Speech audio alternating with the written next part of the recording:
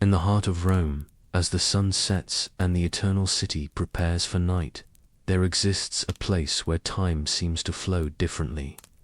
Here, in the gathering darkness, let us begin our journey through the smallest sovereign state in the world, a nation so minute it could be walked across in less than an hour. Yet one whose influence has shaped empires and moved the course of human history for millennia. The Vatican City, merely 44 hectares of lands, smaller than many urban parks, yet containing within its ancient walls the spiritual headquarters of over 1 billion faithful souls spread across every continent. A paradox of earthly existence. Immense power concentrated in the tiniest of spaces. As the streets of Rome grow quiet and the warm Italian air cools with the coming night, we approach the borders of this miniature nation, a place where the boundaries between the physical and the spiritual, between the ancient and the modern, between earth and heaven seem unusually thin. Listen closely as our footsteps change their sound, moving from the rough cobblestones of Rome to the smooth, polished marble of Vatican territory. The echo shifts longer, deeper, more resonant, as if the very stone beneath our feet acknowledges we have crossed into a different realm altogether. The air here carries different scents than the Rome we leave behind. Gone are the aromas of espresso and motor scooters, of restaurant kitchens and modern city life. Here, the atmosphere is perfumed with beeswax candles that have burned continuously for centuries, with ancient leather-bound books, with the lingering traces of incense that has risen in the same sacred spaces since before Columbus sailed for the New World. As night fully embraces this tiny country, most visitors have departed. The great museums have closed their doors. The basilica stands silent, except for the occasional whispered prayer. This is when the Vatican reveals its true nature, not as a tourist attraction or museum complex, but as a living, breathing spiritual entity that has survived the rise and fall of countless political powers. In these quiet hours, we begin our exploration, not merely of a place, but of a phenomena, sovereign territory that defies modern conceptions of what constitutes a nation. A country without births, for no maternity hospitals exist within its borders. A monarchy where the crown passes not by bloodline, but by election among elders. A state whose primary purpose is not commerce or military might, but the preservation and promulgation of faith. The night air grows cooler still as we stand in the vastness of St. Peter's Square. Above us, the dome of the basilica rises like a mountain against the star-strewn sky, testament to human ambition reaching toward divine aspiration. The colonnades stretch out like great arms, embracing the empty plaza where tomorrow thousands will gather, but tonight belongs to silence and contemplation. Listen, in the distance, the soft tolling of bells marks the passage of hours, as they have done for centuries. Time moves differently here, measured not in minutes and hours, but in papacies and jubilees, in holy years and councils. The weight of 2,000 years of continuous history presses down upon every stone, every statue, every shadow. Our journey through this remarkable place will take us deep into its paradoxes. How something so small can wield such enormous influence. How ancient traditions adapt to modern realities. How spiritual authority manifests in temporal power. We will walk the corridors of the Apostolic Palace, stand beneath Michelangelo's masterpieces, and descend into the necropolis, where it all began with the burial of a humble fisherman from Galilee.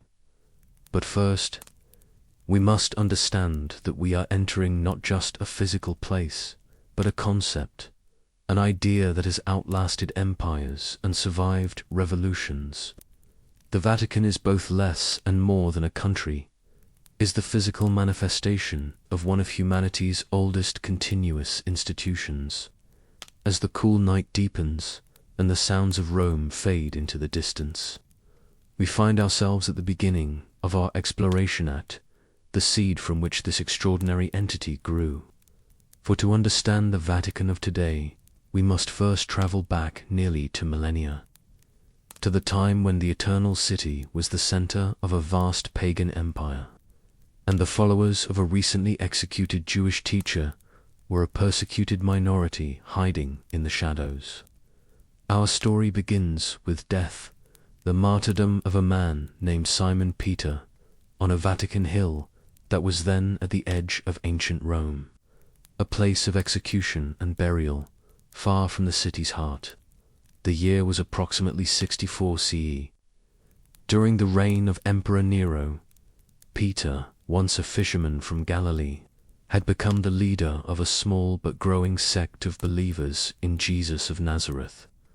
According to tradition, he was crucified upside down, declaring himself unworthy to die in the same manner as his master. His followers, at great personal risk, recovered his body and buried it on the Vatican hill, marking the grave as best they could. That humble grave, that seed planted in Roman soil would, over centuries, grow into the mighty oak that is St. Peter's Basilica, and eventually the sovereign Vatican city-state. For nearly 3 centuries, the followers of this faith remained persecuted, gathering in homes and catacombs, their worship hidden from imperial authorities. The site of Peter's burial became a place of pilgrimage, marked only by a simple memorial, visited in secret by those who shared his faith. But the world was changing. The Roman Empire, after centuries of pagan rule, was about to undergo a transformation that would forever alter the course of Western civilization. The air in the present-day basilica seems to grow heavier, more still, as we contemplate these distant origins. The echo of our footsteps fades to nothing as we stand, mentally transported to those early days of persecution and hidden faith. The marble and gold that surround us now were then unimaginable dreams. The mighty dome under which we stand was then only empty air above a lonely grave. In the year 312 CE, a momentous battle took place at the Milvian Bridge, just north of Rome. The Emperor Constantine, facing a rival claimant to the throne, reportedly saw a visionary cross in the sky with the words in this sign, "Conquer." He ordered his soldiers to paint Christian symbols on their shields. They were victorious. The following year, Constantine issued the Edict of Milan, legalizing Christianity throughout the empire, and soon after, he began construction of the first St. Peter's Basilica directly over the site where tradition held that the apostle was buried. This first basilica was not the Renaissance masterpiece we know today. It was built in the style of a Roman public building, a rectangular structure with colonnaded aisles, a wooden roof, and an altar positioned above what was believed to be Peter's tomb for the first time. What had been a secret shrine became a public monument, a statement written in stone and mortar that the once persecuted faith was now embraced by imperial power. As we stand in the present-day basilica, with its soaring dome and lavish decoration, it requires an effort of imagination to envision that first, more modest structure. Yet, for more than 1,000 years, it was this Constantinian basilica that stood on this spot, witnessing the fall of the Western Roman Empire, the rise of the medieval papacy, the coronation of Charlemagne as Holy Roman Emperor on Christmas Day in the year 800, and countless other momentous events. The cool night air within today's basilica seems to whisper with the echoes of those distant centuries. The silent stones around us have seen the transformation of a small Jewish sect into the dominant religious and political force in Western Europe. But our story is just beginning. For the Vatican, as we know it today, the sovereign city-state would not come into existence for many centuries. First, there would be the rise and fall of the papal states, a large territory in central Italy ruled directly by the popes as temporal monarchs. The origins of papal territorial rule are complex, emerging gradually from the political vacuum left by the collapse of Roman authority in the West. As imperial power receded, the bishops of Rome, the popes, increasingly took on civic responsibilities, protecting the city from invaders, maintaining infrastructure, and administering justice. The formal creation of the papal states is usually dated to the 8th century, when Pepin the Short, king of the Franks, defeated the Lombards, who threatened Rome and restored captured territories to papal control. This donation of Pepin established the popes as territorial rulers over much of central Italy. For the next 1,000 years, the popes would rule not just as spiritual leaders, but as temporal monarchs over a significant Italian territory stretching from Rome to Ravenna, encompassing fertile lands, important cities, and strategic ports. The marble beneath our feet seems to cool further as we contemplate this long arc of history. The sound of our breathing echoes softly against walls that have witnessed the rise and fall of papal temporal power. Power that would eventually be reduced to the tiny territory we now explore. In the vast silence of the nighttime basilica, one can almost hear the distant echoes of papal courts, of armies marching under the banner of the crossed keys, of diplomatic negotiations and political intrigues that once emanated from these precincts when the Pope's writ ran not just over souls, but over substantial, earthly territories. As we move through the darkened basilica, our path illuminated only by the flickering of votive candles and the distant glow of security lights, we approach the very center of this sacred space, the papal altar, with its towering bronze baldachin or canopy, created by Gian Lorenzo Bernini. Below this altar, according to tradition, lie the remains of Peter himself, the rock upon which this entire edifice, both physical and spiritual, was built. The current basilica that surrounds us is not the original built by Constantine. That ancient structure, after standing for more than a millennium, had begun to show its age.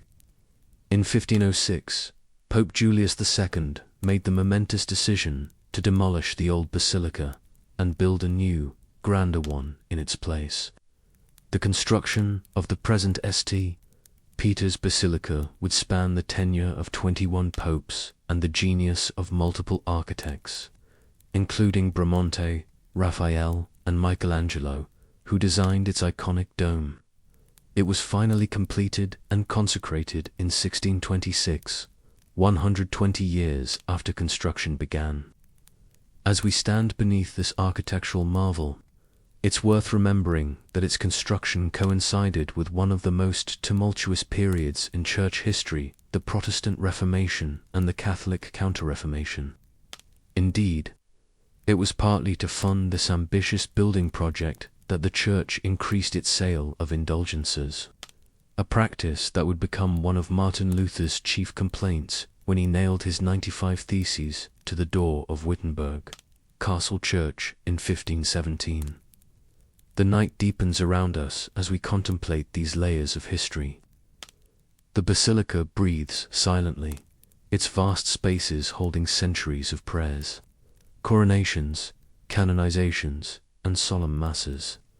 The smell of beeswax and incense seems more pronounced now, as if the thinning crowds have allowed these ancient scents to reassert themselves. But we have jumped ahead in our narrative. For to understand the Vatican as it exists today, the sovereign microstate, established in 1929, we must return to the story of the Papal States and trace their dissolution. For a millennium, the popes ruled as temporal monarchs over their Italian territories. But the 19th century brought revolutionary changes to the Italian peninsula. The movement for Italian unification, the Risorgimento, sought to bring the various Italian states together into a single nation. This nationalist movement, led by figures like Giuseppe Garibaldi and Count Camillo Benso di Cavour, inevitably clashed with papal territorial rule. In 1860, most of the papal states were annexed by the newly formed Kingdom of Italy. By 1870, only Rome and a small surrounding area remained under papal control. Then, on September 20th, 1870, Italian troops entered Rome through a breach in the walls near Porta Pia. The millennial temporal power of the papacy over extensive territories was reduced to the Pope's spiritual authority and his physical control over a few buildings in Rome. Pope Pius IX and his successors refused to recognize the legitimacy of the Italian state's actions. They considered themselves prisoners in the Vatican, not leaving the papal precincts for the next 59 years. This standoff between the papacy and the Italian state became known as the Roman Question.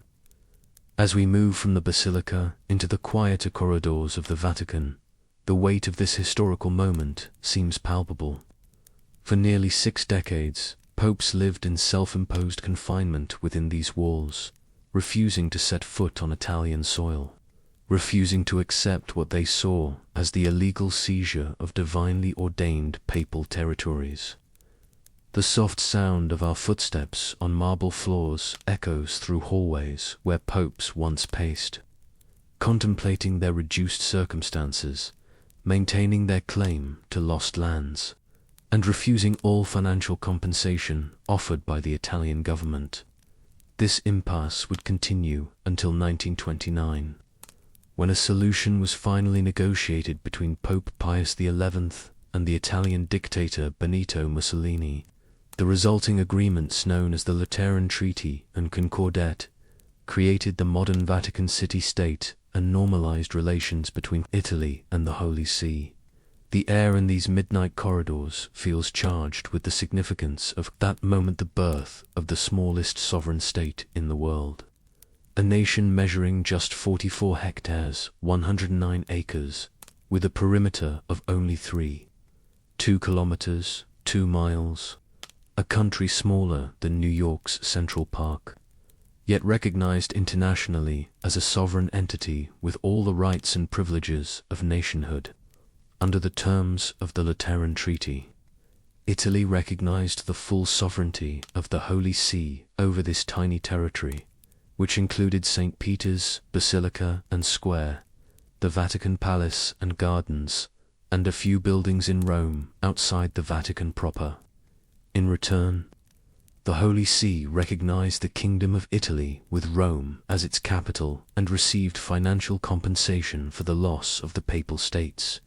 This miniature nation was granted all the trappings of sovereignty, the right to send and receive diplomatic representatives, to issue its own currency and stamps, to operate its own media outlets, and to control its borders.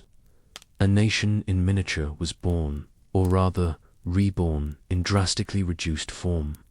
As we traverse the silent corridors and courtyards of this tiny state, we begin to comprehend the fascinating paradox of the Vaticana.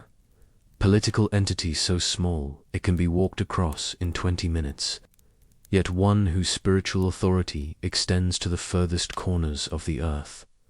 The night has deepened around us. The tourists are long gone. Only the occasional Swiss guard stands at attention, their colorful Renaissance uniforms now shadowed in the dim lighting, the metal of their halberds occasionally catching and reflecting what little illumination remains. These guards themselves are part of the fascinating story of this microstate. The Pontifical Swiss Guard, founded in 1506, is one of the oldest military units in continuous operation. Their primary role today is the protection of the Pope and the Apostolic Palace. Their distinctive uniforms, contrary to popular belief, were not designed by Michelangelo but were introduced in the early 20th century. Inspired by depictions in Renaissance art, every guard must be a single, Catholic, Swiss male citizen who has completed basic training with the Swiss Armed Forces. They serve for a minimum of 2 years, living within the Vatican walls. Their ceremonial language is Swiss German, but they must also learn Italian. As we pass a guard standing motionless at his post, we can discern the modern pistol holstered at his side, reminder that despite their Renaissance appearance, they are a functioning security force with modern training and equipment. The Swiss Guard represents just one aspect of how this tiny state functions as a sovereign entity. Despite its minuscule size, the Vatican possesses all the necessary elements of a functioning country, albeit in miniature form. The governance structure of Vatican City is unique among nations. It is an absolute elective monarchy, with the Pope serving as both spiritual leader of the Catholic Church and sovereign of the Vatican City-State. Unlike hereditary monarchies, the papal office is filled through election by the College of Cardinals when a vacancy occurs. The legislative authority for the state rests with the Pontifical Commission for Vatican City-State, appointed by the Pope for 5-year terms. Day-to-day governance is delegated to various administrative offices that manage everything from security to finances to maintenance of the extensive art collections. As we move through the silent administrative offices, closed and darkened for the night, we can sense the dual nature of the Vatican bureaucracy serving both the spiritual mission of the Catholic Church and the practical needs of a sovereign territory. The population of this unique microstate fluctuates around 800 people, none of whom are permanent citizens in the conventional sense. Vatican citizenship is not acquired by birth but by appointment, and it is held only for the duration of one's service to the Holy See. When that service ends, citizenship reverts to one's original nationality. The cool night air carries the distant sound of a clock chiming the hour, one of the many timepieces that mark the passing of hours in this ancient place. Time itself seems different here, measured not just in minutes and days, but in papacies and centuries, in councils and synods, in the slow evolution of doctrine and tradition. Now, as midnight approaches, let us delve deeper into how this remarkable microstate functions. For despite its tiny size, the Vatican operates many of the services one would expect from a sovereign nation: a post office, a pharmacy, a supermarket, a bank, and even a small radio station. The Vatican Post Office, often noted for its efficiency, processes more mail per capita than any other postal system in the world. Many Romans cross the border just to mail letters and packages, knowing they will reach their destinations more quickly than if sent through the Italian postal service. The Vatican Bank, officially the Institute for the Works of Religion, manages assets for religious orders and Catholic institutions worldwide. Over the years, it has been the subject of numerous controversies and reforms. A reminder that even in this spiritual center, worldly concerns of finance and governance cannot be escaped.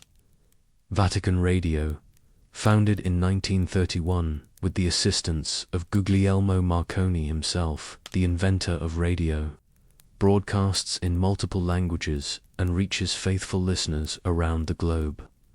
It represents just one aspect of the Vatican's media operations, which have expanded in recent years to include a website, a YouTube channel, and various social media presences.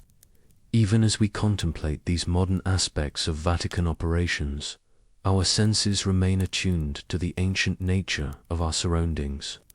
The echo of footsteps on marble, the coolness of stone walls that have stood for centuries, the faint scent of beeswax and incense that permeates everything. These sensory experiences connect us to the long continuum of history that flows through this place.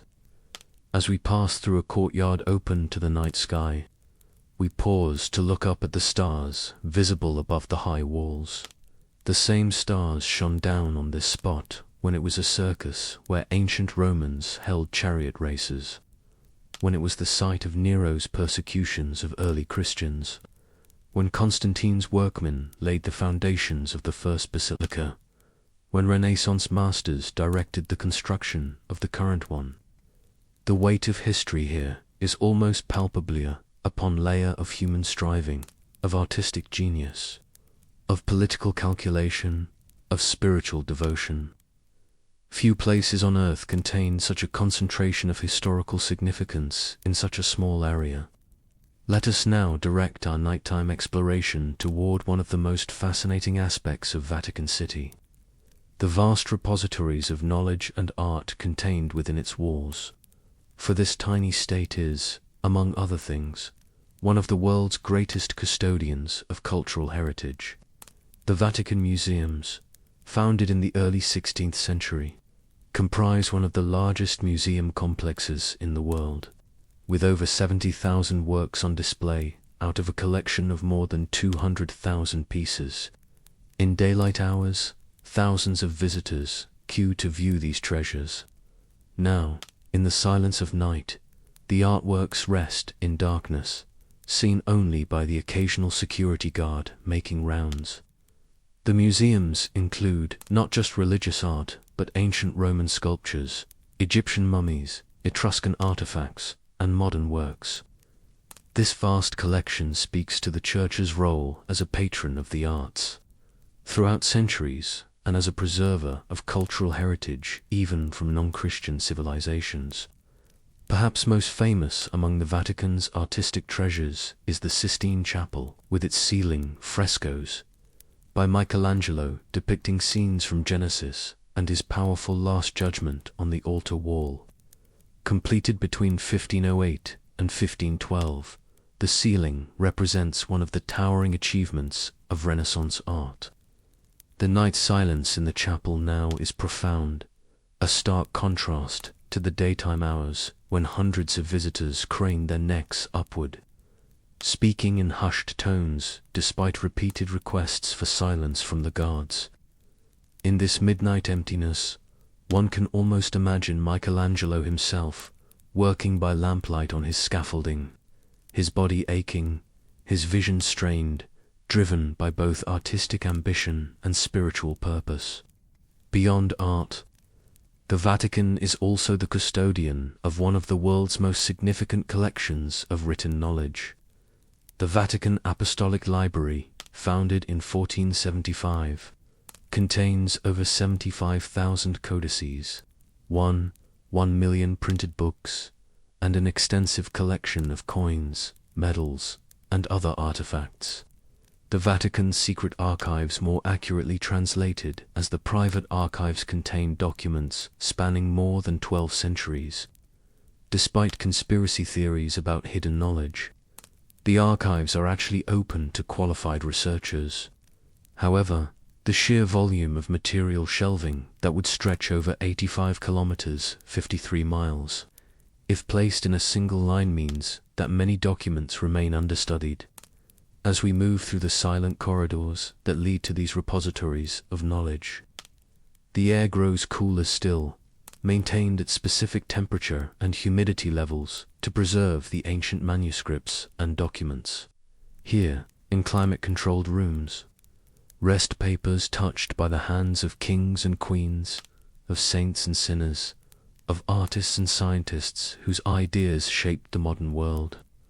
Letters from Henry VIII of England regarding his desired annulment, documents from the trial of Galileo Galilei, correspondence from Abraham Lincoln to Pope Pius IX, and countless other historical treasures reside within these walls. Testament to the Vatican's role as witness to and participant in the flow of Western history. The preservation of these materials requires specialized knowledge and technology. Vatican conservators work constantly to protect fragile documents from the ravages of time, using both ancient techniques passed down through generations and cutting-edge scientific methods. This blend of tradition and innovation characterizes much of how the Vatican functions. As our nighttime journey continues, let us turn our attention to the heart of Vatican governance, the Apostolic Palace, the official residence of the Pope, though the current Pope, Francis, chose to live in the more modest Casa Santa Marta guest house rather than the papal apartments the palace remains the center of church administration. Within these walls, decisions are made that affect the spiritual lives of over 1 billion Catholics worldwide. The structure of Vatican governance is complex, with various congregations, councils, and offices collectively known as the Roman Curia handling different aspects of church administration. The Secretariat of State, led by the Cardinal Secretary of State, functions somewhat like a Prime Minister's office, coordinating the work of the Curia and managing diplomatic relations with other countries. The Vatican maintains diplomatic relations with over 180 nations, an extensive network for such a tiny state. Various congregations focus on specific aspects of church life doctrine, worship, causes of saints, clergy, Catholic education, and more. These bodies, led by cardinals appointed by the Pope, function somewhat like government ministries, developing policies and responding to issues that arise throughout the global church. The night air within these administrative corridors carries the faint scent of paper and ink, of wooden furniture polished by generations of careful hands, of the subtle perfume of beeswax candles that still illuminates certain ceremonies despite the advent of electric lighting. Here, in offices that appear little changed from centuries ago, though now equipped with computers and modern communications technology, work proceeds in a rhythm that blends ancient tradition with contemporary necessity. Latin remains the official language of Vatican documents, though Italian is the working language of daily business. The sound of our footsteps changes again as we move from marble floors to areas covered with thick carpets, designed to muffle noise near the rooms where important meetings take place. The walls here are often adorned with Renaissance art, not museum pieces, but working decorations, part of the living environment of Vatican governance. As midnight passes and we enter the deepest hours of the night, let us direct our exploration to one of the most distinctive aspects of Vatican operations, its unique economy. The Vatican city-state has no natural resources, minimal agricultural production limited to the Vatican gardens, and no manufacturing to speak of. Its economy is perhaps the most unusual of any recognized sovereign entity. Income for the Vatican comes from multiple sources. The Institute for the Works of Religion, the Vatican Bank, manages assets for religious orders and Catholic institutions. The Vatican museums generate significant revenue from millions of annual visitors. The sale of postage stamps, coins, and publications provides additional income. Worldwide donations to the Pope's personal charitable fund, Peter's Pence, support specific humanitarian initiatives. Despite popular misconceptions about vast wealth, the Vatican often operates with a budget deficit. The maintenance of ancient buildings, the conservation of artistic treasures, the operation of global media services, and support for charitable works worldwide create substantial expenses. The economy of this microstate operates on principles somewhat different from conventional nations. Profit is not the primary motive. Rather, the goal is the sustainability of the physical infrastructure that supports the Church's spiritual and charitable mission.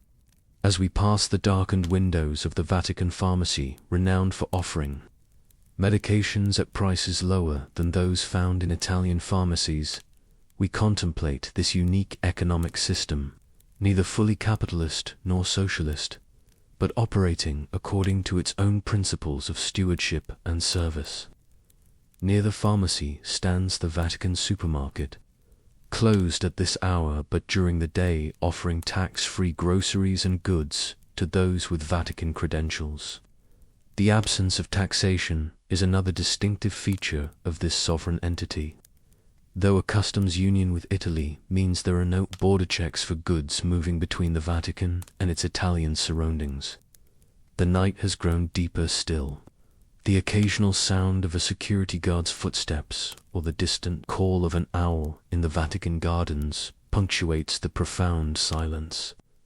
In these quiet hours, one can almost hear the breathing of the ancient stones themselves, witnesses to centuries of human drama, devotion, and decision-making. Let us now turn our attention to one of the most solemn and significant events in Vatican life, the transition of papal power. Unlike most monarchies, the Vatican's leadership changes not through hereditary succession, but through an election following the death or resignation of a pope. The process begins with the vacancy of the papal office, traditionally through death. Though in 2013, the resignation of Pope Benedict XVI demonstrated that voluntary abdication, while extremely rare, remains possible under canon law. When the papal office becomes vacant, the Cardinal Camerlengo Chamberlain officially confirms the death or acceptance of resignation.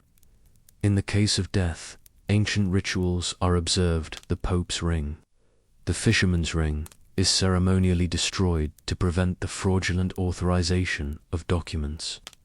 The governance of the Church during this interregnum period falls to the College of Cardinals, though their power is limited to maintaining ordinary operations rather than making significant new decisions. Within 15 to 20 days, the cardinals under the age of 80 gather in Rome for the conclave election process for a new pope.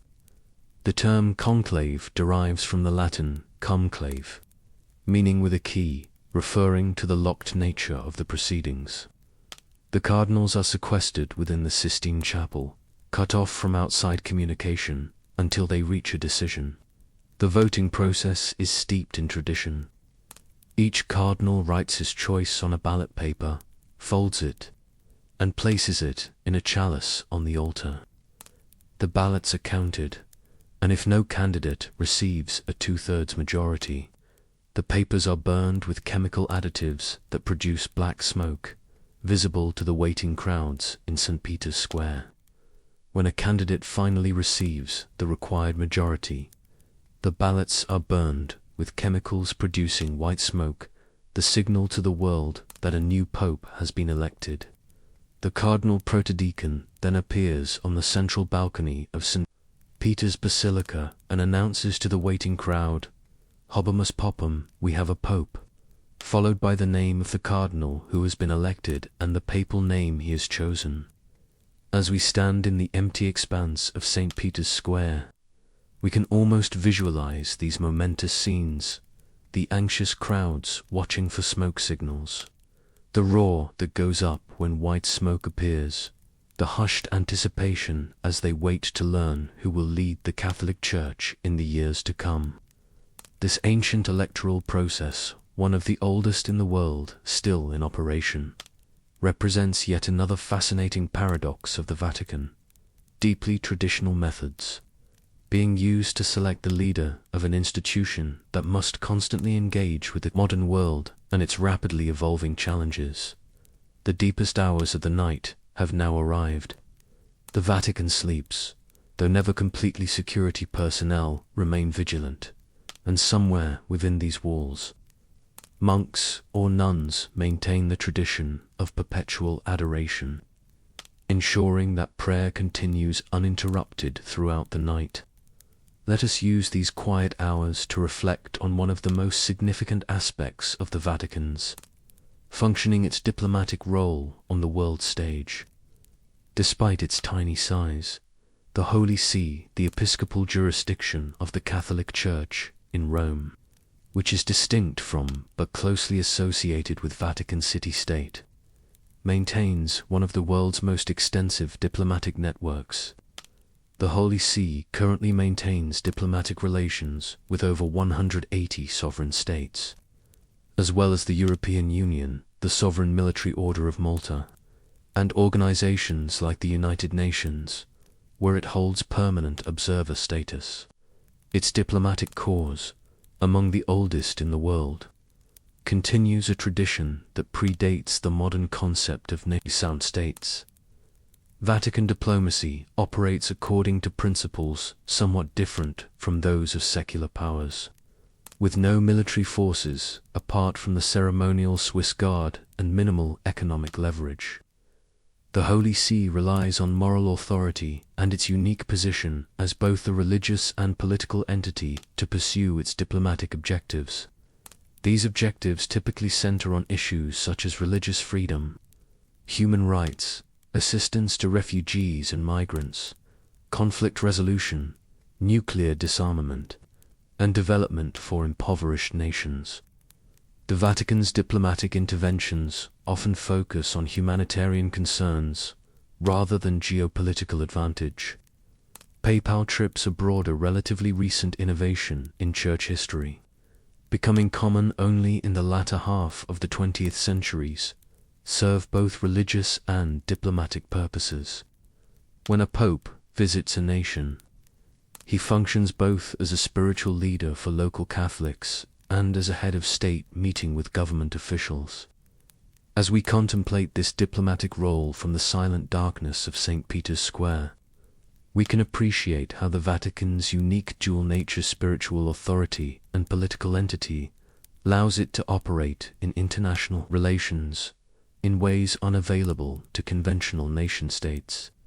The night sky above the square is beginning to show the first faint signs of approaching dawn. Stars still dominate the heavens, but there is a subtle lightening at the eastern horizon. Our exploration of this remarkable microstate has covered much ground, but there remain aspects of Vatican functioning we have yet to examine. Let us turn our attention now to the daily life within these ancient walls, the routine operations that keep this sovereign entity functioning. For despite its spiritual mission and artistic treasures, the Vatican is also a workplace for approximately 3,000 people, most of whom commute daily from homes in Rome and surrounding areas.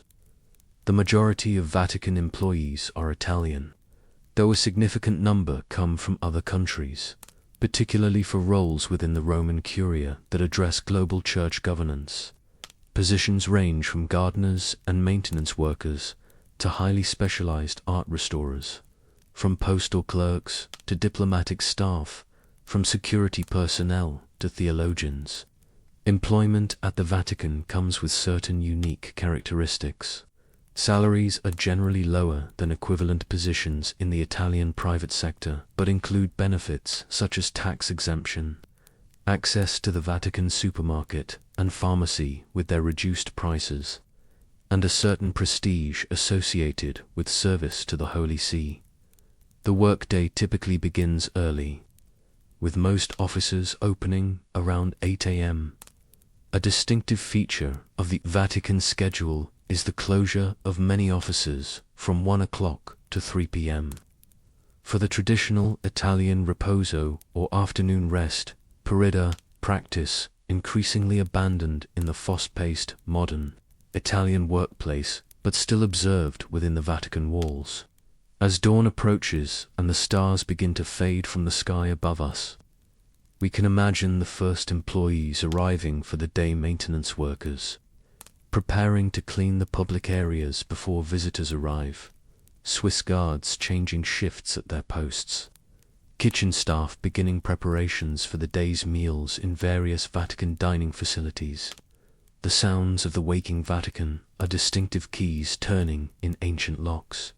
The soft swish of clerical garments, whispered greetings in Italian or Latin, the distant rumble of delivery vehicles bringing supplies for the day's operations. These sounds have remained largely unchanged for centuries, a testament to the continuity that characterizes this unique place. Now, as the first pale light of dawn illuminates the dome of St. Peter's Basilica, let us consider one of the most fascinating aspects of Vatican operations, its media presence and communications strategy in the digital age.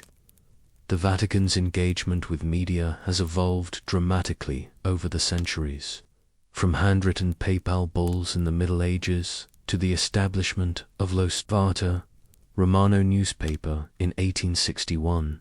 From the founding of Vatican Radio in 1931 to the launch of a Twitter account for Pope Benedict XVI in 2012, the Holy See has consistently sought to utilize available communication technologies to spread its message. Today, the Vatican's media operations are extensive. Vatican News provides multilingual content across various platforms. The Pope's social media accounts reach millions of followers. Live streams of PayPal events allow Catholics worldwide to participate virtually in significant ceremonies. This embrace of digital communication represents another fascinating paradox of the Vatican, an ancient institution leveraging cutting-edge technology, a traditional hierarchy engaging with the decentralized nature of social media, a center of formal Latin documents communicating through platforms limited to 280 characters. As the dawn light grows stronger, painting the travertine and marble facades with a warm golden glow, we can perceive the stirring of life within the Vatican museums, though they will not open to the public for several hours yet. Conservators and curators arrive early to perform necessary work away from the gaze of tourists. The preservation of the Vatican's artistic treasures represents one of the most integral significant functions of this sovereign entity. Masterpieces by Raphael, Michelangelo, Bernini, and countless others require constant monitoring and occasional intervention to protect them from the ravages of time, environmental factors, and the impact of millions of annual visitors. The work of Vatican conservators blends ancient craft traditions with modern scientific knowledge. Techniques passed down through generations of skilled artisans work alongside spectrographic analysis, climate control systems, and digital imaging technologies. This marriage of old and new, of tradition and innovation, characterizes much of how the Vatican functions in the modern world. As full daylight approaches and our night journey nears its conclusion, let us reflect on the profound paradoxes embodied in this remarkable microstate, the smallest sovereign nation in the world, yet the center of the largest religious organization on earth, ancient in its traditions, yet engaged with contemporary issues, materially limited, yet spiritually influential beyond measure. The Vatican defies easy categorization. It is neither a conventional nation-state, nor merely the headquarters of a religious denomination. It exists in a unique category of its own, a sovereign entity whose primary purpose is not territorial control or economic prosperity, but the preservation and promulgation of spiritual values. In an age dominated by secular power, metrics, military strength, economic output, technological advancement, the Vatican presents an alternative model of influence based on moral authority, cultural preservation, and spiritual guidance. Its very existence raises profound questions about the nature of sovereignty, the relationship between religious and secular authority, and the role of tradition in a rapidly changing world. As the sun rises fully over the eternal city, bathing St. Peter's Square in golden light, we conclude our nocturnal exploration of this fascinating place. The great bronze doors will soon open, allowing pilgrims and tourists to enter once again. The quiet we have experienced throughout the night will give way to the hum of thousands of voices echoing beneath the great dome. But we carry with us a deeper understanding of this remarkable place, not just as a tourist destination or a religious headquarters, but as a functioning sovereign entity that has survived the rise and fall of empires, the redrawing of Europe's maps to world wars, and the dramatic technological and social changes of modernity. The Vatican stands as a living paradox, a state defined by its smallness, yet global in its reach. Materially limited, yet artistically abundant, politically neutral, yet morally engaged, ancient in its traditions, yet constantly adapting to new realities. In a world increasingly defined by rapid change and disposable culture, it offers a different tempo, the slow, steady rhythm of an institution that thinks not in quarters or election cycles, but in centuries and millennia. As the morning light strengthens and the first visitors begin to queue at the entrances, let us shift our focus to examine more closely the Vatican's role as custodian of an artistic and architectural heritage of immeasurable value. St. Peter's Basilica, where our nocturnal journey began, represents perhaps the most visible manifestation of this custodial role. The current structure, begun in 1506 and completed over a century later, stands as one of humanity's greatest architectural achievements. Its dimensions alone inspire awe. The interior stretches 186 meters, 611 feet in length. The dome rises 136 meters, 447 feet from the floor to its highest point, and the main nave accommodates 20,000 worshippers. But beyond mere size, it is the artistic quality that truly distinguishes this sacred space. Bernini's baldachin, the bronze canopy over the papal altar, soars 29 meters, 95 feet high. Its twisted columns, an ornate decoration embodying the Baroque aesthetic at its most magnificent. Michelangelo's Peter, depicting the body of Christ in his mother's arms after the crucifixion, displays such technical mastery and emotional depth that visitors often stand before it in reverent silence, moved beyond words. Throughout the basilica, every surface seems to tell a story in marble inlay, in gilded decoration, in sculptural detail.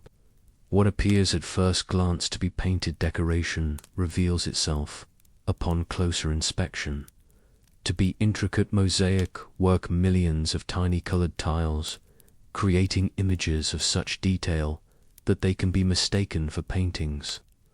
This technique was chosen specifically for its durability, ensuring these images would maintain their vibrant colors for centuries rather than darkening or fading as frescoes often do. The cool morning air within the basilica carries the faint scent of incense from early masses, mingling with the subtle mineral odor of ancient stone and the distinctive aroma of beeswax candles.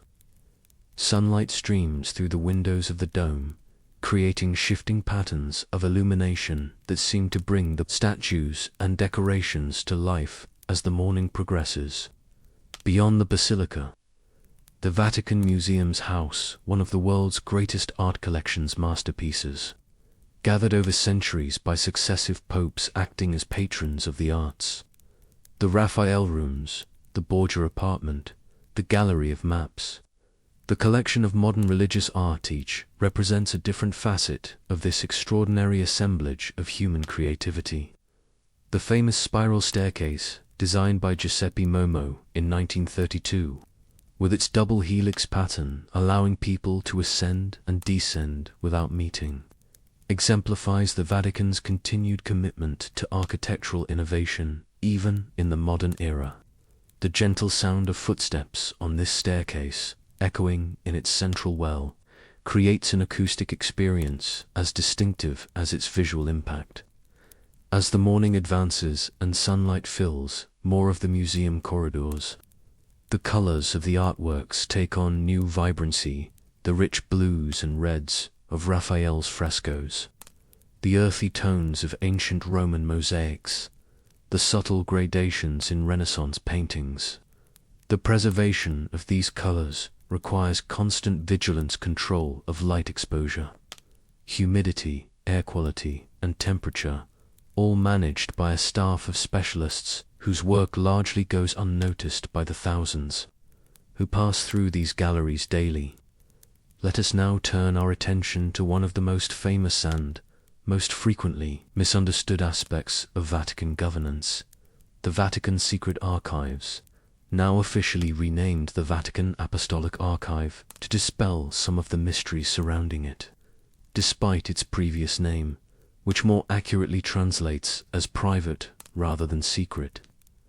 This repository is not the cache of forbidden knowledge depicted in fictional thrillers. Rather, it is an immense collection of documents, papal bulls, state papers, correspondence, account books accumulated over nearly 2 millennia of church history. The archive contains approximately 85 kilometers, 53 miles of shelving holding documents dating back to the 8th century. Among its treasures are the 60-meter-long scroll containing the proceedings of the trial of the Knights Templar, letters from Michelangelo regarding the construction of the Sistine Chapel, correspondence from Abraham Lincoln and Jefferson Davis during the American Civil War, and countless other historical documents. Unlike the popular image of a forbidden repository, the archive is actually open to qualified researchers who can demonstrate a legitimate scholarly purpose. However, the sheer volume of material, much of it in Latin, medieval, Italian, or other historical languages, means that significant portions remain unstudied, awaiting scholars with the necessary linguistic and paleographic skills to decipher them. The preservation of these documents requires specialized knowledge and careful environmental control. The subtle scent of ancient paper and parchment permeates the archive rooms, where temperature and humidity are maintained at optimal levels to prevent deterioration. The soft rustle of turning pages and the occasional whispered consultation between researchers create a soundtrack of scholarly devotion as unique as the archive itself. As the morning advances toward noon, let us now explore one of the lesser-known but fascinating aspects of Vatican City, its gardens, which occupy approximately half of the microstate's total area. The Vatican Gardens, inaccessible to regular tourists until relatively recently, guided tours are now available with advance reservation, represent both a retreat for papal contemplation and a horticultural treasure. Dating back to medieval times, they combine formal Italian landscaping with English-style natural areas, creating a surprising oasis of greenery within the densely built environment of Rome. Ancient Roman sculptures, unearthed during various construction projects, stand among Renaissance fountains and carefully tended flower beds. The gardens contain rare plant species, some brought back from papal diplomatic journeys over the centuries. The gentle sound of water from the numerous fountains creates a soothing backdrop that has served as a respite for popes seeking temporary escape from the burdens of office. Within these gardens stands Vatican Radio's main transmission tower, a modern intrusion among the classical elements. Yet another example of how the Vatican continually integrates contemporary technology into its ancient setting. Nearby, the small Vatican helipad accommodates official visitors, arriving by air concession to modern transportation needs within this historically dense environment. The gardens also contain the Vatican Observatory, one of the oldest astronomical research institutions in the world. Though most of the observatory's research now takes place at its modern facility in Castel Gandolfo, the papal summer residence outside Rome. The Vatican's engagement with astronomical science dates back centuries and represents its commitment to the compatibility of faith and scientific inquiry. As noon approaches and the sun reaches its zenith, the gardens fill with the scent of Mediterranean plants, warmed by sunlight, rosemary, lavender, citrus trees, creating an olfactory experience as rich as the visual panorama. Birds sing in the ancient olive trees, seemingly oblivious to the fact that they nest within one of the world's most significant religious and cultural centers. Let us now turn our attention to an aspect of Vatican life that reveals much about how this microstate functions: its approach to security and border control. The borders of Vatican City are largely open, with no passport control at the main entrances to St. Peter's Square.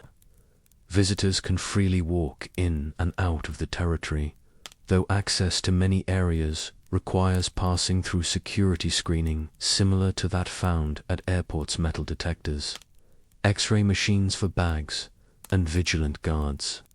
This relatively open approach to borders reflects both practical necessity the Vatican welcomes millions of visitors annually and the spiritual mission of the Catholic Church, which emphasizes accessibility to the faithful. However, certain areas remain strictly controlled, accessible only to those with appropriate credentials or by special permission. The primary responsibility for Vatican security rests with several distinct entities. The Swiss Guard, as we have noted, protects the Pope and the Apostolic Palace.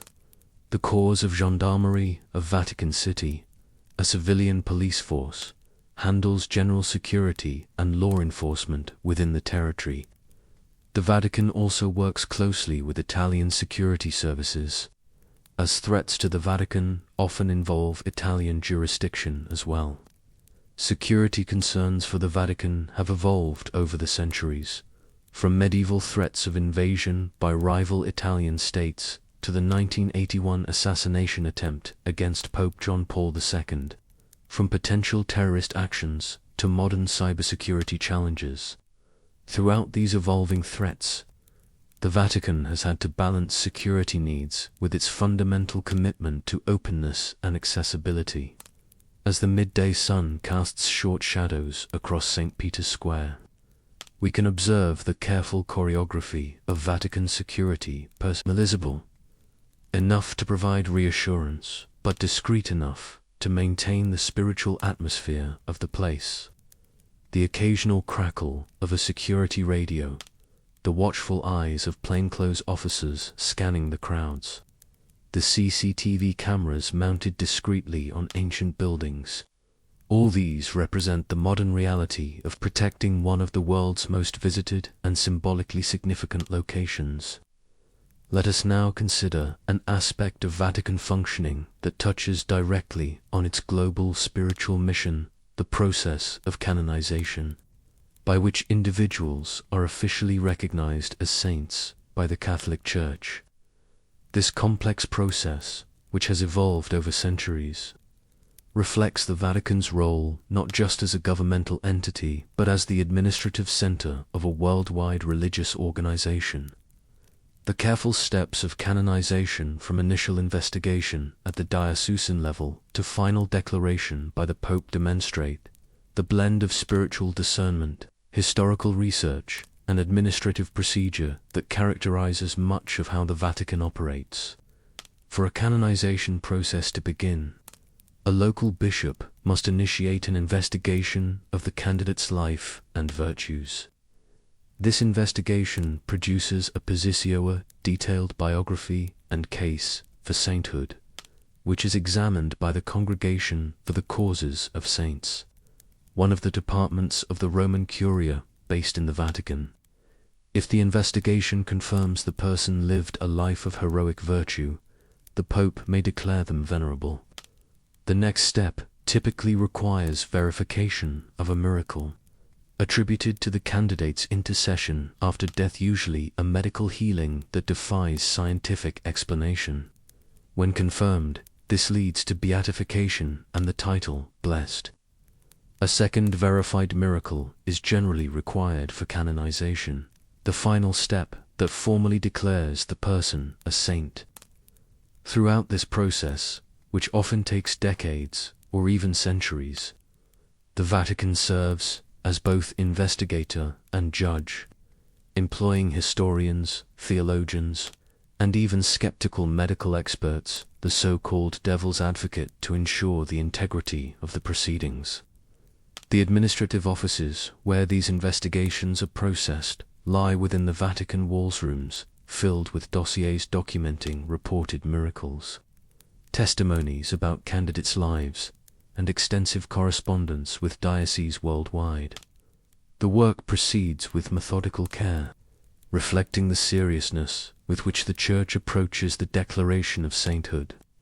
As the afternoon advances and the light begins to soften, Let us now examine another distinctive aspect of Vatican operations, its judicial system, which includes some of the oldest continuously functioning courts in the world. The Vatican's legal system reflects its unique status as both a sovereign state and the administrative center of a global religious organization. It encompasses both civil law governing the territory of Vatican City and canon law, the internal legal system of the Catholic Church.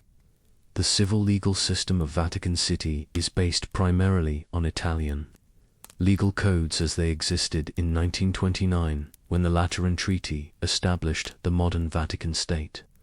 Though it has been updated by laws issued by successive popes, the judicial power is exercised in the name of the Supreme Pontiff by the courts, with the Pope having full legislative, executive, and judicial power for civil and criminal matters within Vatican territory. There is a three-tiered court system: a sole judge court of first instance, a court of appeal, and a court of cassation. Given the small population and territory, these courts handle relatively few cases compared to those of larger nations, but they operate with all the formal procedures of sovereign judicial bodies. The canonical legal system, meanwhile, addresses matters of church governance and discipline. The Roman Rota serves as the highest appellate tribunal, primarily handling marriage annulment, cases referred from diocesan courts worldwide. The Apostolic Penitentiary deals with matters of conscience, including the lifting of excommunications and other ecclesiastical penalties.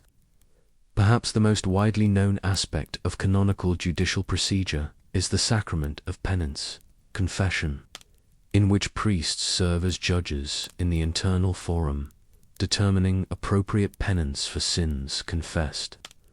While this takes place in churches worldwide, the principles governing it are established through Vatican authorities. The sound of distant church bells marks the passage of another hour as we contemplate these judicial functions. Another example of how the Vatican operates simultaneously as a modern sovereign entity and an ancient religious institution, blending temporal and spiritual authority in ways unique among nations. As the afternoon light casts longer shadows across the Vatican grounds, let us consider one of the most publicly visible aspects of papal governance: the issuing of encyclicals, apostolic letters, and other official documents through which the Pope communicates with the global Church and increasingly with the wider world. These documents represent a direct line of communication from the center of Catholic authority to the periphery, addressing matters ranging from theological doctrine to social justice, from liturgical practice to environmental concerns. The preparation of these texts involves careful drafting by Vatican officials, theological review, and translation into multiple languages before their official promulgation. The language of these documents has evolved over time. While Latin remains the official language of the Church and major documents are still issued in Latin, they are simultaneously released in various modern languages for immediate dissemination. The style, too, has changed from the formal, legalistic tone of earlier centuries to the more pastoral, accessible approach favored by recent popes. The physical production of these documents also reflects the blend of tradition and modernity that characterizes the Vatican. Once written on parchment with elaborate calligraphy and sealed with the papal ring, they are now typically drafted on computers, though still often signed by hand and sometimes accompanied by traditional elements such as the papal seal. These documents, once promulgated, become part of the vast corpus of church teaching, stored both physically in Vatican archives and digitally on Vatican websites. Another example of how ancient authority adapts to contemporary communication methods while maintaining continuity with traditions spanning to millennia. As the day begins to wane and afternoon transitions toward evening, Let us explore another fascinating aspect of Vatican operations, its approach to language and translation. A critical function for an entity that communicates with a global audience. Latin, as we have noted, remains the official language of the Catholic Church, used for authoritative versions of documents and for certain liturgical functions. Italian serves as the working language of daily Vatican operations. But the global nature of the Church requires translation capabilities covering dozens of languages. The Vatican employs a staff of translators who render papal addresses, official documents, and website content into major world languages. Papal audiences often feature simultaneous translation, with the Pope's words made accessible to visitors from around the world. During major events like Christmas and Easter blessings, the Pope himself delivers greetings in multiple languages, symbolic acknowledgement of the Church's universal nature. This multilingual approach extends to Vatican media operations, with Radio Vatican broadcasting in over 40 languages and the Vatican News website available in multiple language versions. The soft murmur of different languages being spoken by visitors and staff throughout the Vatican complex creates an auditory reminder of the global reach of this tiny state. As evening approaches and the sun begins to set, painting the travertine facades with warm golden light, we turn our attention to one of the most distinctive visual elements of Vatican life, the various forms of religious dress that distinguish different roles and ranks within the Church hierarchy. The colorful uniforms of the Swiss Guard represent perhaps the most recognizable ceremonial attire. But the Vatican teams with other distinctive garments, the black cassock and red sash of a Monsignor, the purple of a bishop, the red of a cardinal, the white of the Pope himself. Each color, each element of these garments carries symbolic significance, often dating back centuries. The rustle of these garments, silk, wool, and cotton moving through the corridors of power, creates another distinctive soundtrack of Vatican life. The visual impact of these traditional clothes against the backdrop of Renaissance and Baroque splendor reinforces the sense of historical continuity that permeates every aspect of this unique place. As darkness begins to fall once again and lights illuminate St. Peter's Dome against the deepening blue of the evening sky, we have completed a full cycle of our exploration of this remarkable microstate. From the quiet of midnight to the bustle of daytime operations, and now back toward the tranquility of evening. We have observed the many facets of how the world's smallest sovereign state functions. What becomes clear through this exploration is that the Vatican operates according to principles and priorities different from those of conventional nation-states. Its governance blends religious mission with practical administration, ancient tradition with necessary innovation, spiritual authority with temporal responsibility. In a world increasingly defined by economic metrics, military power, and technological advancement, the Vatican presents an alternative model of sovereignty based on moral and spiritual authority rather than material force. A governance focused on preservation of cultural heritage and promotion of ethical values rather than economic growth or territorial expansion. As the evening deepens and visitors thin out, leaving the great square increasingly empty, we can reflect on the profound paradoxes embodied in this tiny territory. A state without children or permanent citizens, yet concerned with the welfare of future generations. A government headed by an elected monarch who claims no hereditary right, yet traces his authority through an unbroken line of predecessors back to millennia. A political entity with minimal military or economic power, yet maintaining diplomatic relations with most of the world's nations. The sound of the evening Angelus bells rings out across the darkening square, daily ritual marking the transition from day to night. A sound that has echoed through these precincts for centuries. Lights come on in windows throughout the Vatican complex, indicating the continuing work of this unique sovereign entity even as tourist activities wind down.